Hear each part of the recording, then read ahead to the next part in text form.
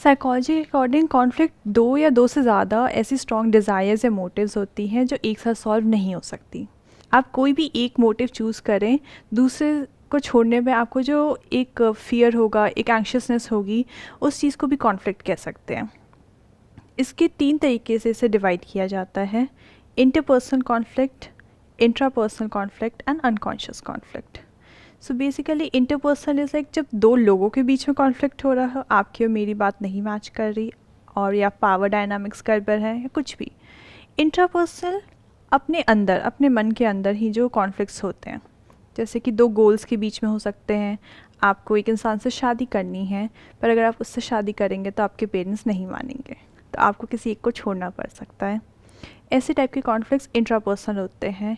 इनके भी काफ़ी डिविजन्स हैं, जैसे कि approach conflicts, approach avoidance conflicts, multiple approach avoidance conflicts and avoidance conflict. एक एक करके आप एक्सप्लेन करिए इन चारों को।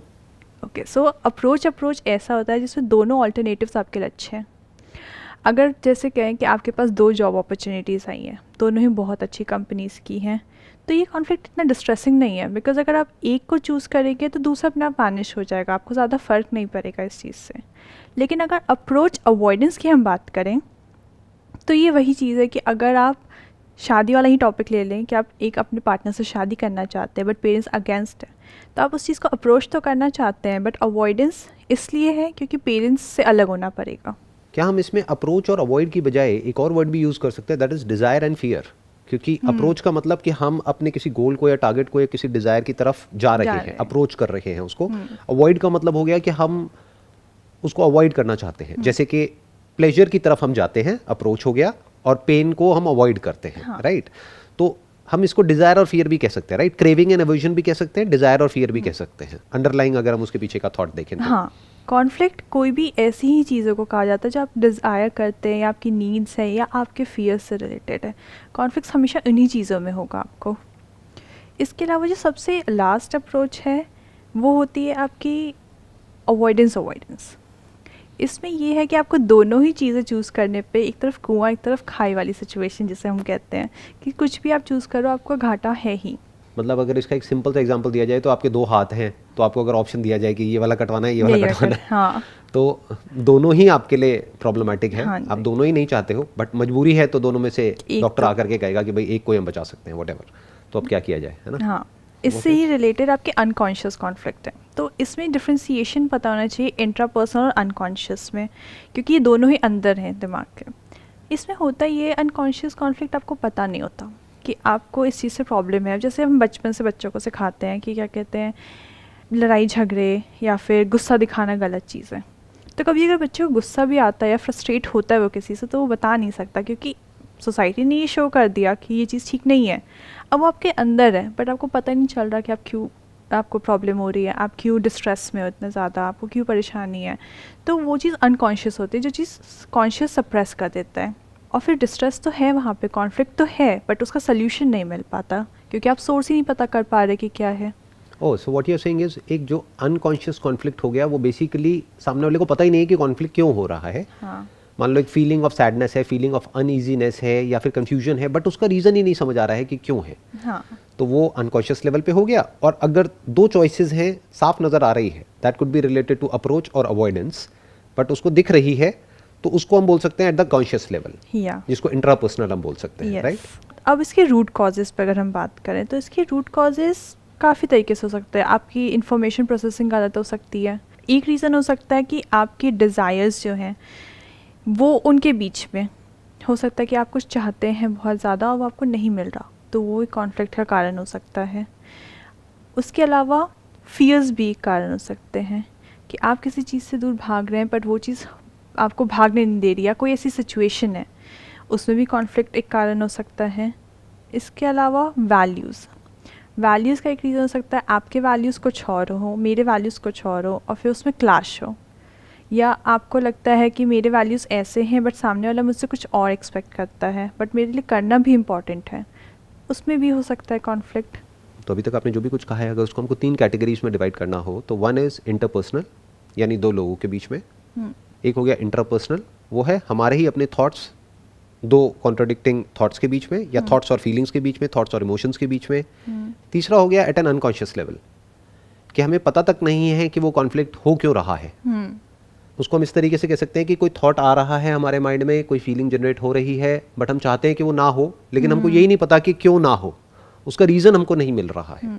फॉर एग्जाम्पल, किसी चीज़ को देखते एकदम से डर लग रहा है हमको, बट क्यों लग रहा है अगर उससे पूछा जाए तो उसको यही नहीं पता कि क्यों लग रहा है। हो सकता है बचपन में कुछ ऐसा हुआ कि उसको डर लगता है किसी पर्टिकुलर चीज़ से या किसी पर्टिकुलर तरह के इंसान से, या फिर मे बी इवन रिलेशनशिप से, कि बचपन में उसके पेरेंट्स के बीच में इतने क्लैशेस हुए, फादर मदर के बीच में, कि अब उस लड़की को या उस लड़के को रिलेशनशिप के नाम से डर लगता है। बट अगर उससे पूछोगे कि आपको इतनी नफरत क्यों है, तो हो सकता है उसके पास में कोई आंसर ही नहीं होगा।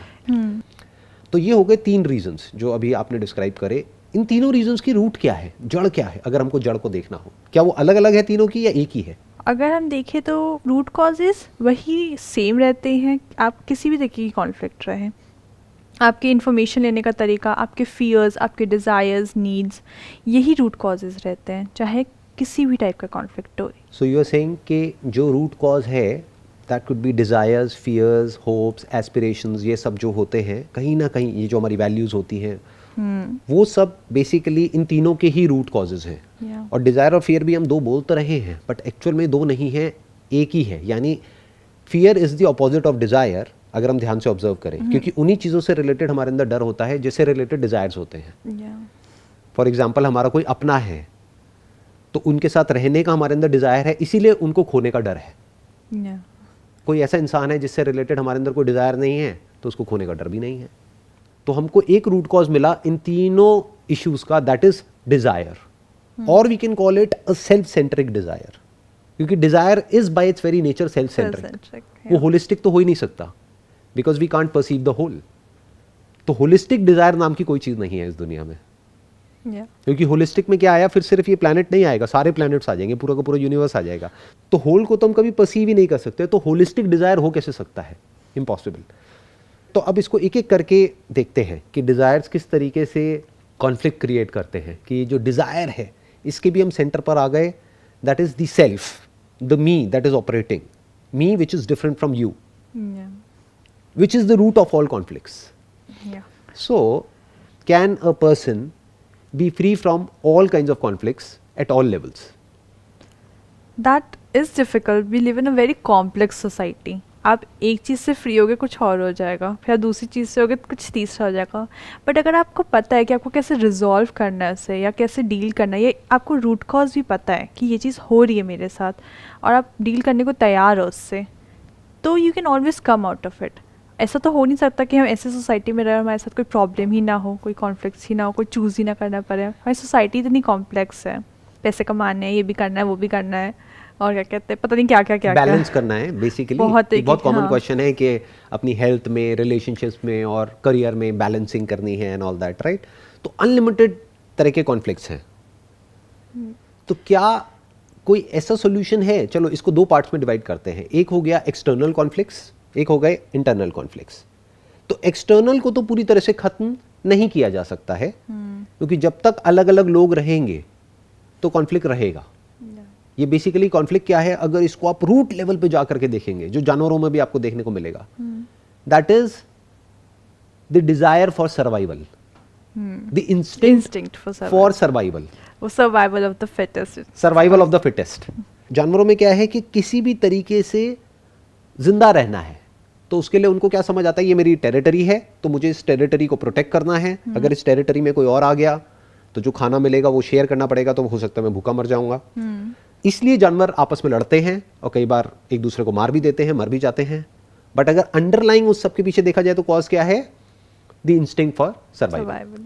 उसी तरह के कॉन्फ्लिक्ट्स होते हैं इंसानों के बीच में, जो वॉर्स होते हैं, जो वॉर्स होती हैं, उन सब की भी जड़ यही है। और वो गलत नहीं कह सकते हम उसको पूरी तरह से, क्योंकि हमारी अपनी एक टेरिटरी है, हमारी अपनी एक कंट्री है। इस कंट्री में अगर कोई अंदर घुसेगा और उसको नहीं रोका गया तो कल वो पूरी कंट्री पर कब्जा कर लेगा। बिल्कुल ऐसा है कि हमारा अपना एक घर है, हमारे घर में अगर कोई जबरदस्ती घुसने की कोशिश करेगा तो हम उसको रोकेंगे, जैसे ही रोकेंगे कॉन्फ्लिक्ट शुरू, बिकॉज वो रुकना नहीं चाहता है। तो एक है conflict in the external world which can't be avoided. For example, आप कहीं रोड पे जा रहे हो, कोई आपको अटैक करने के लिए आएगा, तो उस वक्त क्या कहोगे कि नहीं मुझे कॉन्फ्लिक्ट नहीं चाहिए? वो कहेगा मुझे आपका पर्स चाहिए, या आपकी चेंज चाहिए, whatever it is, the moment you resist तो कॉन्फ्लिक्ट हो गया, वहां पर लड़ाई झगड़ा हो गया. So the point that needs to be understood is कि बाहर हमको कई बार स्टैंड लेना ही पड़ेगा, क्योंकि रिलेशनशिप बेसिकली क्या होती है, एक पार्टनरशिप की तरह होती है, जहाँ पे म्यूचुअली दोनों एग्री करते हैं कुछ टर्म्स एंड कंडीशंस के ऊपर. जो फ्यूचर में कोई भी वायलेट करता है, दोनों में से एक भी, तो दूसरे को उसको रियलाइज कराना पड़ता है कि देखो ये गड़बड़ हो रही है इस रिलेशनशिप में.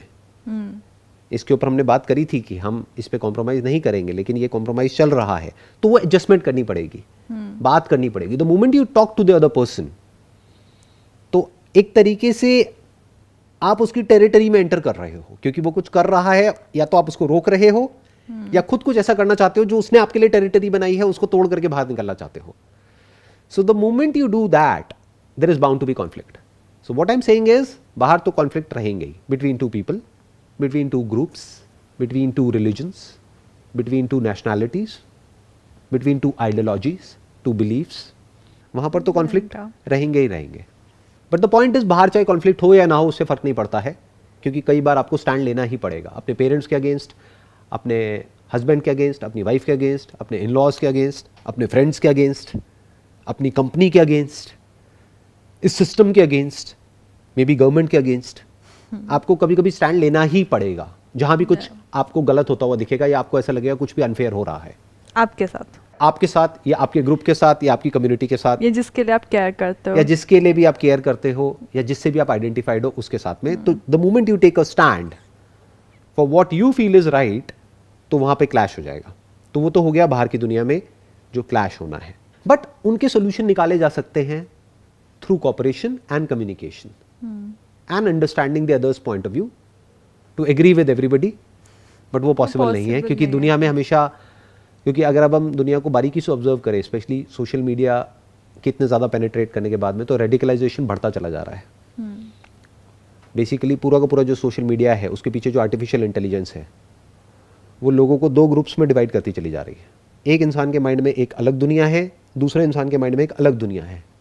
उसको लगता है ये सही है, तो उसको उसी तरह का कंटेंट दिखाया जाता है, क्योंकि वो वही देखना चाहता है, तो वो एक लूप बन जाता है. जितना वो देखता है उसको और वो दिखाया जाता है, जितना वो और देखता है उसको लगता है पूरी दुनिया में यही हो रहा है, और उसको ये लगने लग जाता है कि पूरी दुनिया यही मानती है जो मैं मानता हूँ.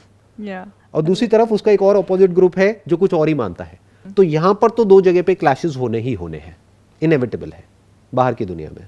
तो उसको अभी हम छोड़ देते हैं, क्योंकि उससे ज़्यादा जो इंपॉर्टेंट है वो ये है कि बाहर चाहे क्लैश हो या ना हो, अंदर कैसे हम कॉन्फ्लिक्ट से फ्री हो. क्योंकि अगर अंदर हमारे कॉन्फ्लिक्ट है और बाहर भी कॉन्फ्लिक्ट है, तब वो इंसान पूरी तरह से फंस गया है.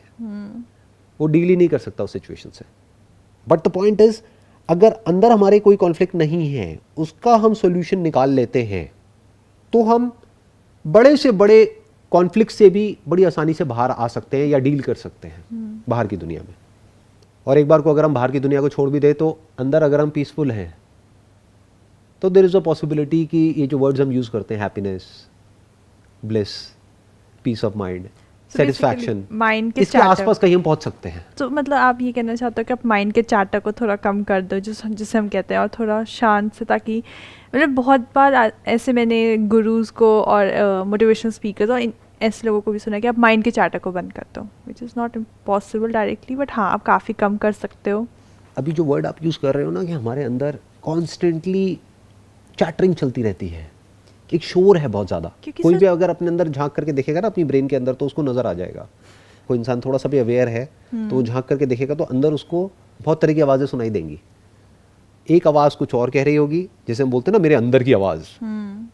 तो अंदर ये मत समझो कि एक आवाज़ है, अंदर बहुत तरह की आवाज़ें हैं, और उन सब आवाज़ों की आपस में लड़ाई हो रही है. अंदर एक पूरी की पूरी महाभारत चल रही है. अपनी थॉट्स पे लोग सोचते बहुत बार ऐसा होता है कि प्रॉब्लम नहीं है, बट आप सोचो प्रॉब्लम बन जाती है. तो ऐसा क्यों होता है? इज देयर अ वे जिससे कि हम ये जो अंदर ये जो कांस्टेंट शोर चलता रहता है, कि क्या ऐसा हो सकता है कि हम जब चाहें, जहां चाहें वहीं पर, ये नहीं कि किसी पर्टिकुलर जगह पर जा करके कुछ दिन के लिए बड़ा अच्छा फील हो रहा है, हिल स्टेशन पे आ गए हैं, फिर वापस आए तो वापस वहीं के वहीं. मैं उसकी बात नहीं कर रहा हूँ. मैं कह रहा हूँ जब भी जहाँ भी आपके हाथ में पूरा कंट्रोल, कि आप जब चाहे इस चैटर को बंद कर सको, यानी एक थॉटलेस स्टेट में जा सको, a state which is free from thought, and जब चाहे आप वापस से एक थॉटफुल स्टेट में जा सको, यानी थॉट का कंट्रोल आपके ऊपर हो। फुल्ली थॉटलेस उसमें शायद जाना हर किसी के लिए पॉसिबल ना हो, बट काफ़ी उस चैटर को कम करना पॉसिबल है। लोग इसके लिए बहुत माइंडफुलनेस मेडिटेशन ये करते हैं, वो करते हैं, बहुत तरीके की चीज़ें होती है, मेडिटेशन होती है। आपने कभी प्रैक्टिकली कोई मेडिटेशन करी है? हाँ, मैं मेडिटेट करती तो हूँ। उसके बाद में क्या अंदर जो चैटरिंग होती है वो बढ़ जाती है और कम हो जाती है? मेरे साथ यूजुअली ऐसा होता है कि मैं मेडिटेशन के बाद सोने वाले उसमें आ जाती हूँ, बिकॉज माइंड इतना शांत हो जाता है कि फिर आप रिलैक्स हो जाते हो बिल्कुल। मेरे साथ ऐसा बहुत होता है। ऐसा जो आपके साथ होता है ऐसा बहुत लोगों के साथ होता है कि मेडिटेशन कर रहे होते हैं और एकदम से झपकियाँ आती है, नींद आती है और क्योंकि माइंड इंसान सो ही रिलैक्स हो जाता गया। है। राइट, बट क्या माइंड को रिलैक्स करना सोल्यूशन है?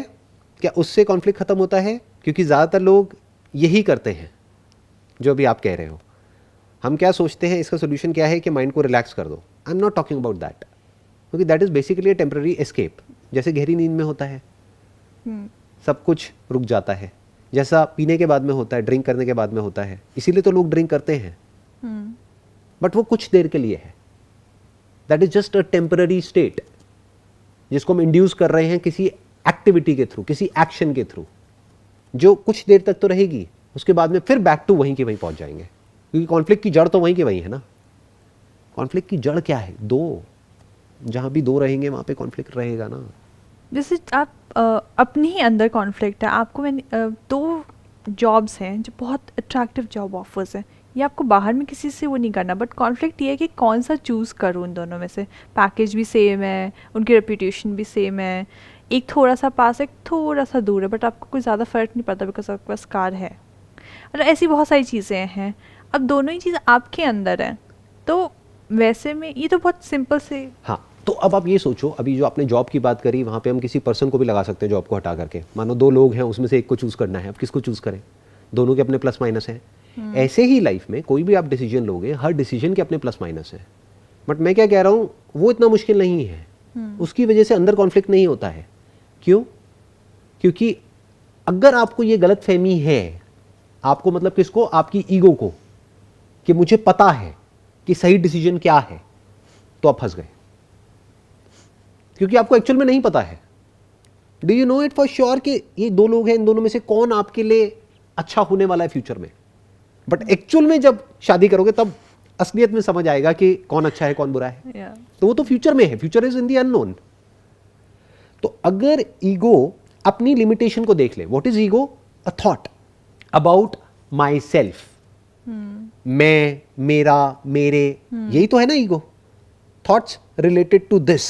अगर ईगो इसकी लिमिटेशन को देख ले कि इस सब का ग्राउंड क्या है? Limited knowledge, limited information, limited experience, उसके बेस पे जब मैं एक्शन लूंगा, चाहे कोई भी एक्शन हो, कैसा भी एक्शन हो, that is going to be from a stand point which is fragmented, which is isolated, which is limited, so that action is going to be limited. तो उसका जो आउटकम आएगा that will also be limited. तो what does that mean? I am not in control. लेकिन ये सुनते ही एक इंसान घबरा जाएगा, क्योंकि उसके लिए बहुत करेज चाहिए। Because once you are not in control, तो हमारे अंदर फियर ट्रिगर हो जाता है। We always want to be in control. This is the problem of the ego. Ego wants to be in control, but in reality ego is never in control. आप देख रहे हो अभी हम क्या कर रहे हैं? हम जड़ में जा रहे हैं, ऊपर ऊपर लेवल पर नहीं।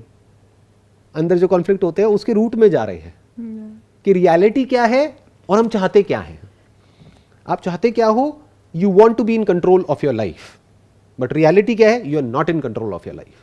और अभी कोविड ने तो ये बड़े अच्छे तरीके से पूरी दुनिया को दिखा दिया है। जो भी समझता था कि मैं ये हूं, मैं वो, सबका मैं एक सेकंड में धरा का धरा रह गया।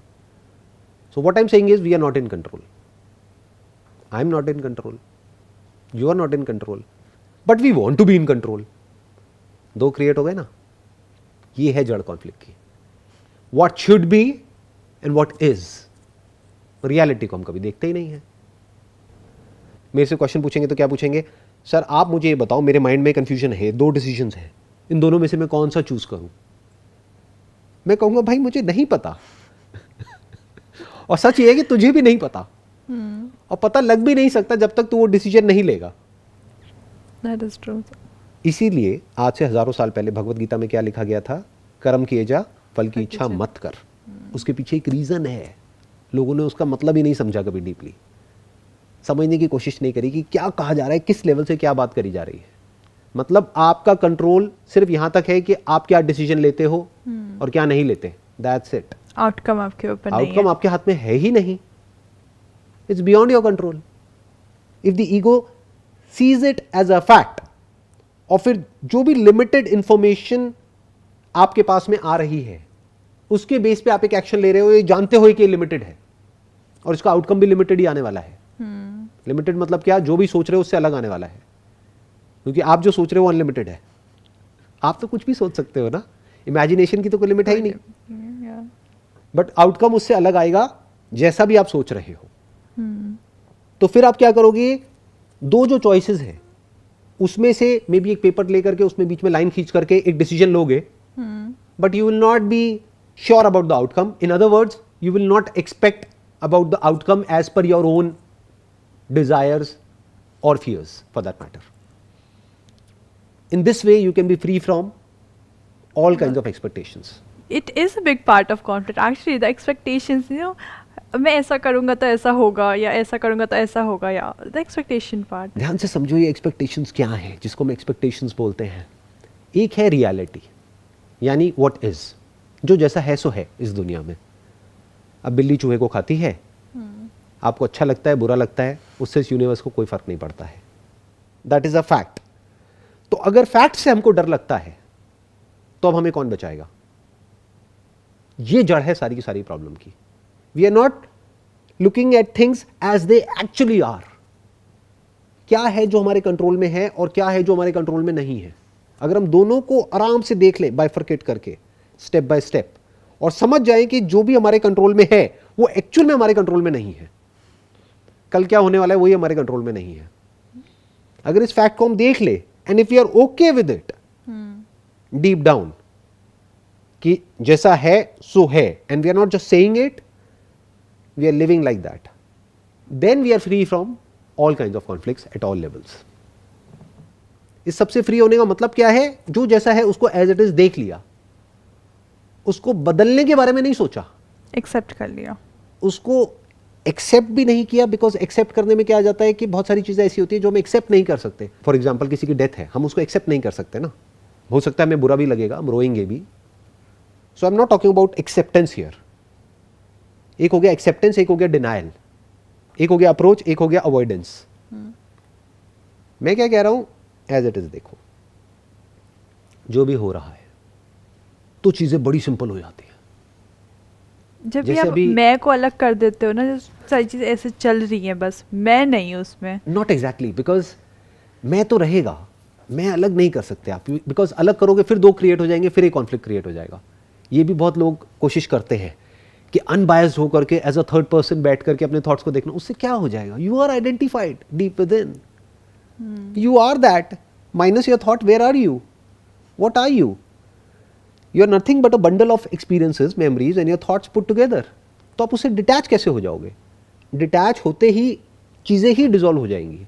सो I am not talking about detachment here और अटैचमेंट, बिकॉज हमारा माइंड ना ऐसे ही सोचता है।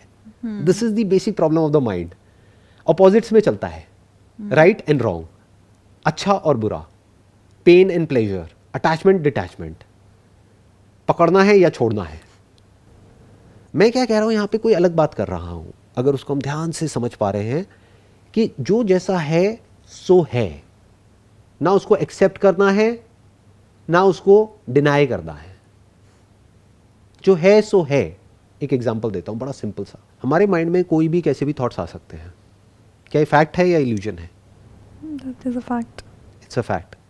बट क्या हम उसको एक्सेप्ट करते हैं या हम जज करते हैं इमीडिएटली उन थॉट्स को कि ये बुरे हैं, ये अच्छे हैं, अच्छे हैं तो ये बार बार आने चाहिए, ये बुरे हैं तो ये नहीं आने चाहिए, ये प्रोहिबिटेड है, प्रोहिबिटेड है, फिर भी ये थॉट्स मेरे अंदर आ रहे हैं, इसका मतलब मैं बुरा इंसान हूं। तो यहां से गिल्ट पैदा हो गया। तो मैं क्या कह रहा हूं, उन थॉट्स को ना एक्सेप्ट करना है ना उन थॉट्स पर एक्ट करना है। क्या करना है? सिर्फ देख लेना है कि हाँ ऐसे थॉट्स आ रहे हैं। क्या कर सकते हैं उसमें? कुछ भी नहीं कर सकते। बिल्कुल ऐसा है, किसी को प्यास लग रही है तो पानी चाहिए, तो क्या कर सकते हैं उसमें? कुछ भी नहीं कर सकते। We can't do anything about it. जैसे सांस लेने के लिए ऑक्सीजन चाहिए तो चाहिए, अब क्या करोगे? You can't do anything. तो चीज़ें सिंप्लीफाइड हो गई ना। ऐसे करके हमने इसको बड़े आराम से समझ लिया कि ये क्या होती है, इम्पल्सेस क्या होती है, ये उठती रहती है, दैट इज़ ओके। तो सर अगर मतलब इसको मैं एक समराइज उसमें डालूँ तो ये है कि जो भी थॉट्स हैं, जो भी आपकी हैं, वो आप उन्हें आने दो, जैसे हैं वैसे देखो और फिर उन्हें जाने दो, जैसे आए हैं वैसे ही जाने दो, बस देख लो, समझ लो। और देखो यहाँ पर भी एक सेंस ऑफ कंट्रोल आ गया ना, because you want to be in control. What you are saying is कि एक ऐसी स्टेट आ जाए जहाँ पर ना हम एक ऑब्जर्वर की तरह बस बैठे रहें, थॉट्स आ रहे हैं और जा रहे हैं। अगेन आप चाहते हो कि ऐसा हो। मैं क्या कह रहा हूँ, मैं कुछ और कह रहा हूँ। मैं ये कह रहा हूँ कि आप चाहे चाहो या ना चाहो, ऐसा ही होता है। आपके चाहने या ना चाहने से कोई फर्क नहीं पड़ता है। इंपल्सेस आती हैं और चली जाती है, पेन और प्लेजर आता है और चला जाता है। देख लो अपनी पूरी लाइफ का एक्सपीरियंस, सिर्फ अपना ही नहीं, किसी भी इंसान का देख लो। थॉट्स आते हैं, चले जाते हैं, फीलिंग्स इमोशंस आती हैं, चली जाती हैं। Actions bye its very nature limited होते हैं, मतलब गलती की पॉसिबिलिटी वहां पर रहती है। बड़े से बड़ा क्रिकेटर भी जीरो पे आउट हो जाता है, बड़े से बड़ा एंटरप्रेन्योर भी बिजनेस में फेल हो जाता है। इसका मतलब क्या है, गलती किसी से भी हो सकती है। आपके पास ज़्यादा इंफॉर्मेशन है, ज़्यादा नॉलेज है, इसका मतलब ये नहीं है कि आप ज़्यादा ज्ञानी हो और आपसे गलती नहीं हो सकती। More information does not mean more accuracy. Perfect नहीं हो सकता, हर कोई भी चीज़ परफेक्ट नहीं हो सकती। इम्पॉसिबल, परफेक्ट तो हो ही नहीं सकता, बिकॉज कंडीशंस तो अप्लाई करेंगे ही ना वहाँ पर। सो what I am saying is कि अगर हम इस ईगो के सच को देख लेते हैं, इसको ट्रेस डाउन करके एट द वेरी रूट हम देख लेते हैं कि जो ईगो है ये एक्चुअल में सच नहीं है, ये झूठ है जो हमारे माइंड में प्लांट कर दिया गया है।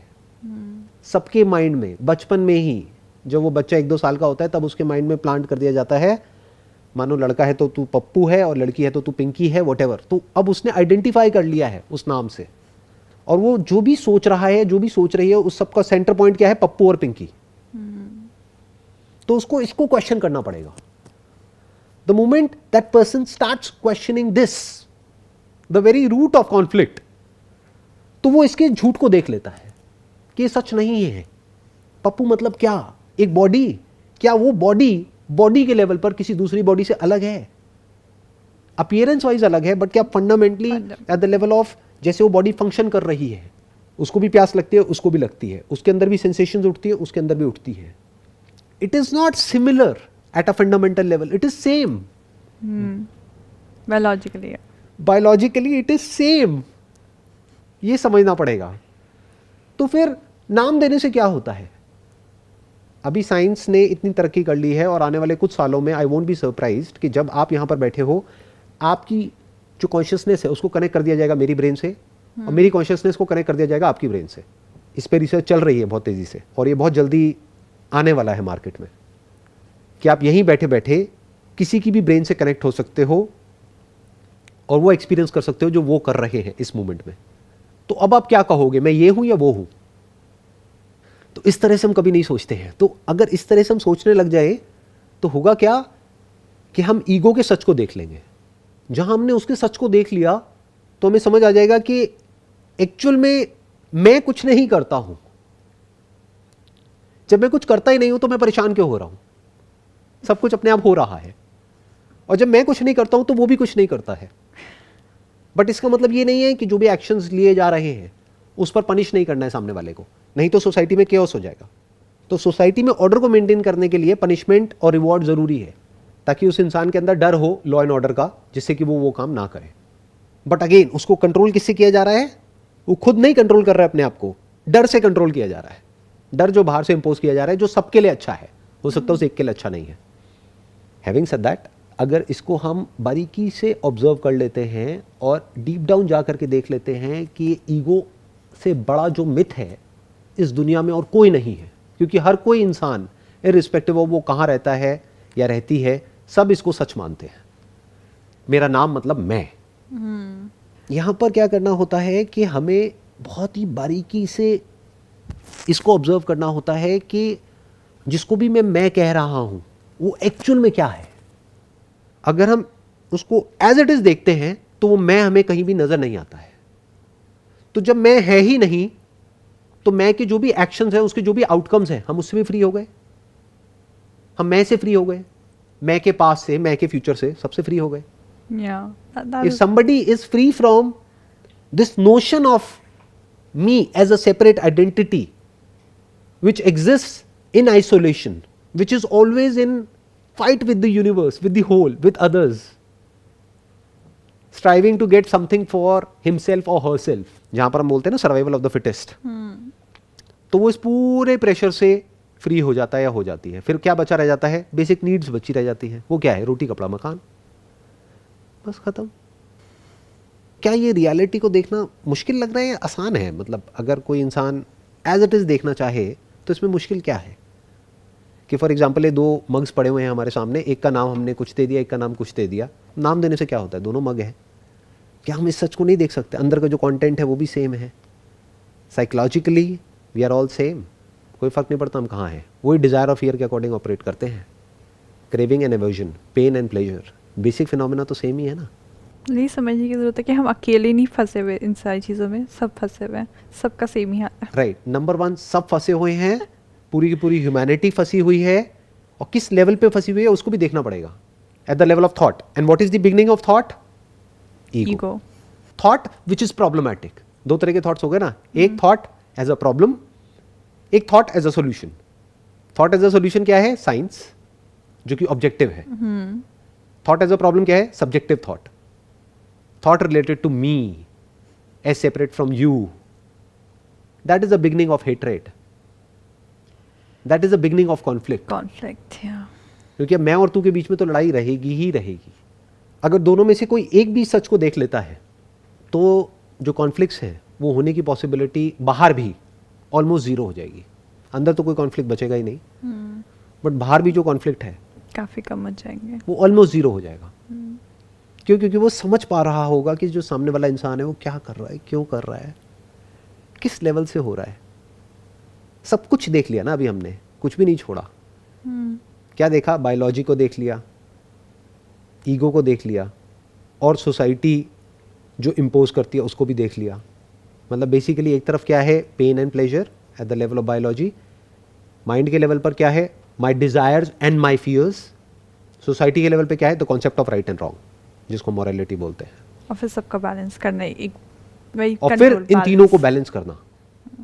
क्योंकि अब कॉन्फ्लिक्ट क्या है कि जहां पे प्लेजर मिलता है वहां से बीमारी मिलती है, जहां से पेन मिलता है वहां से हेल्थ मिलती है. मतलब this body basically is meant for physical activity. लेकिन फिजिकल एक्टिविटी मतलब क्या? पेन. लेजीनेस मतलब क्या? प्लेजर.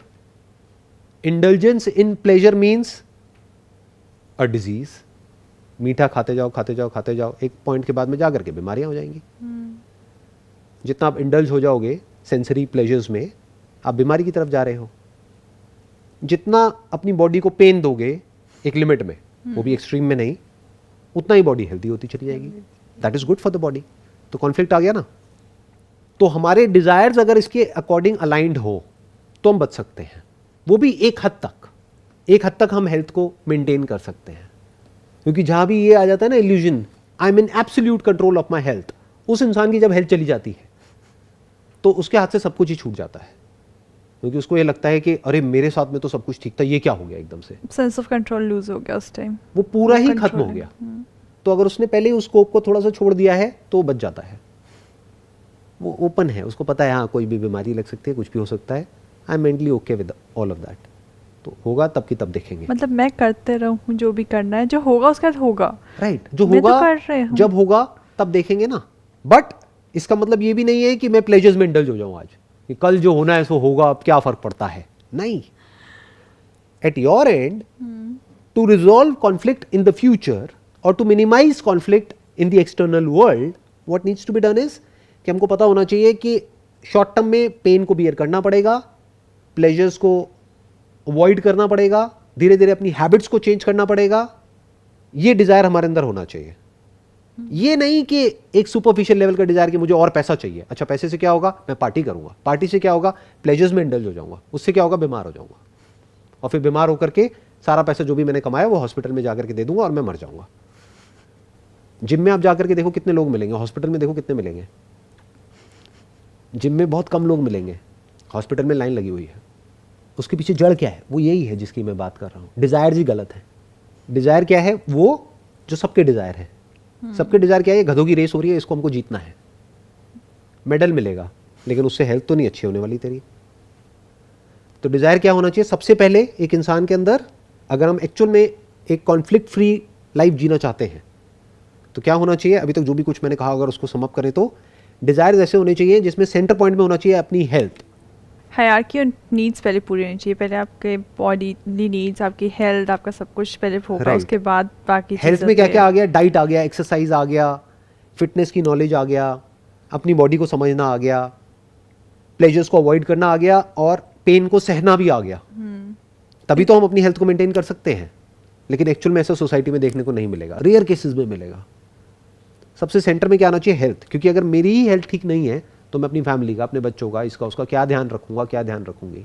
एक माँ जो खुद ही हेल्दी नहीं है वो अपने बच्चे का कैसे ध्यान रख लेगी? तो सबसे सेंटर में क्या आया? हेल्थ। फिर उसके बाद में आया wealth, because money is energy, you have to survive ना इन दिस वर्ल्ड। और अगर वो पैसा हमको मिल जाए कोई ऐसा काम करके जो काम करना हमको अच्छा भी लगता है, ताकि वो काम टॉर्चर ना हो, तो और बेटर हो गया। तो ऐसा रास्ता फिगर आउट करना। फिर उसके बाद में नेक्स्ट स्टेप क्या आया? अगर ये दोनों स्टेप्स को हमने अचीव कर लिया है तो सेल्फ अंडरस्टैंडिंग, ये जो लिखा हुआ है डिस्कवर योरसेल्फ, यानी खुद को समझना। वही एक सॉल्यूशन है ना साइकोलॉजिकल जो भी डिसऑर्डर्स है उससे फ्री होने का, और कोई सॉल्यूशन है ही नहीं। क्योंकि जब तक एक इंसान साइकोलॉजिकली ये समझेगा नहीं कि एग्जैक्टली क्या हो रहा है, किस लेवल पे हो रहा है, क्या कॉन्शियस लेवल पे हो रहा है, क्या सबकॉन्शियस लेवल पे हो रहा है, ईगो क्या है, माइंड क्या है, थॉट क्या है, ये तो सब वो जानता नहीं है। या इसको इस तरीके से कहो कि अगर कोई इंसान इस दुनिया में सब कुछ जानता है दुनिया के बारे में, और उसने सब कुछ पा लिया है, लेकिन अगर वो खुद के बारे में ही कुछ नहीं जानता है तो वो किस काम का है? तो ये है वो तीसरा लेवल। लेकिन लोगों के लिए क्या है? सबसे पहला लेवल क्या है? पैसा, power, name, fame, acknowledgement, recognition, validation, physical appearance बहुत मैटर करती है। एज इफ कि उससे कुछ हो जाता है, क्या मिलता है? वैलिडेशन मिलता है। ये कुछ चीज़ें हैं जहाँ पर लोग जीते हैं, और ये सब चीज़ों की वजह से ही कॉन्फ्लिक्ट होता है, क्योंकि सबके सेंटर में ईगो बैठी हुई है।